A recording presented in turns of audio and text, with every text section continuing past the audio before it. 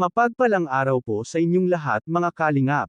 Muling pagbabalik sa aking YouTube channel Kalingap Reacts TV. Nanay Melda may ibinubunyag kay Kalingap Rab. Diwata Joy napadasal na lang. Pero bago ang lahat wag nating kalimutang suportahan Kuya Val Santos Matubang at Kalingap Rab.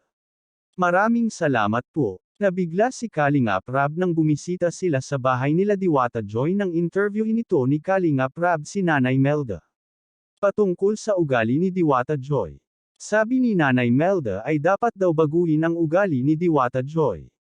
At kung ano man ang nakikita nyo kay Diwata Joy kayo na po ang bahala.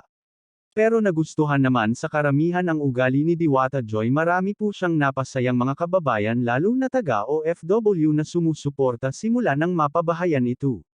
Sabi pa nga ng iba ay masayahin si Diwata Joy, hindi siya boring ikasama. Makikita natin sa video.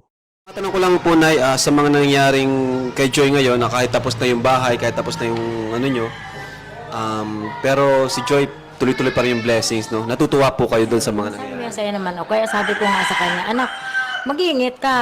Sabi ko yung ugali mo. Sabi ko baga yung ugali mo. Kilala ko baga ang ugali niyan. Maliga yan, sabi ko. Sabi ko, susunod ka kung anong-ano lugar mo. Huwag kang pasaway. Actually, nagustuhan naman siya ng tao sa kung ano siya eh. Saka, okay naman po ang ugali ni Joy. Okay naman. Naman sa inyo. Bahala na kayo kung ano yung nakikita ninyong pagkakamali niya. Abay, bahala na kayo mag-ano sa